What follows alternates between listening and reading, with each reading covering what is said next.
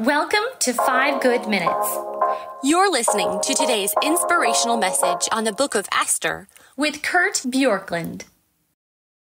As we turn to Esther chapter 6, we see the king honoring Mordecai after Haman has had this moment of being asked how the king should honor somebody he wants to honor. And so you have this reversal that takes place where Haman thinks he's going to be honored, and he says, this is what the king should do. And the king says, oh, okay, I'm going to do that to Mordecai.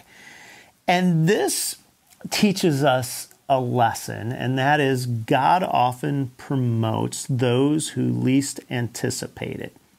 Now, that isn't always true. Sometimes God promotes people who are self-promoting. Why God does that, I don't know. And you see this in some places in Scripture where people seem to get ahead for a while. And it's even one of the themes of the Psalms at times where it's like, God, why do the wicked seem to prosper?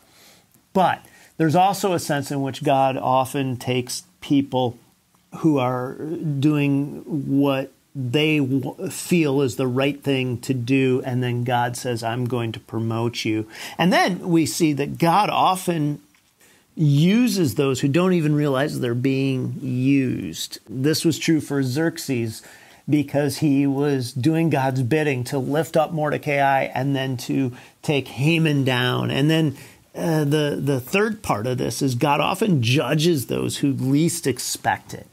So Haman's cruising along thinking, this is going so well for me. The Jews are going to be eliminated, my enemies. I'm going to be promoted. The king wants to promote me. And all of a sudden, God's judgment comes and comes into his life. And sometimes what happens is there's a long period of patience between when God judges and the offense that's committed. But there are times when the judgment actually happens. And the point of this is really just to say, don't assume based on your outward circumstances that God has written the end of the story. You may be in a place where it seems like everything's against you and you don't know if God will yet promote you or use you.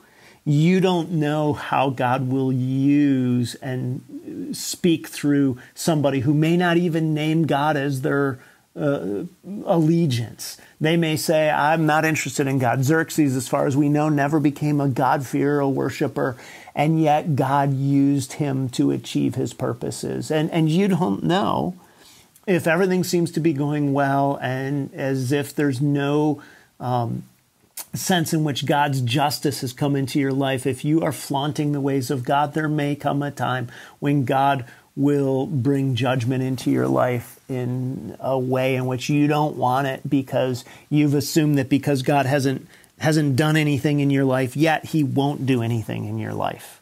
And I think the point of this is ultimately to say, be careful of judging too much by your current circumstances, what you think God is doing or not doing. God is doing more than you think, and he will do it in his time, not your time.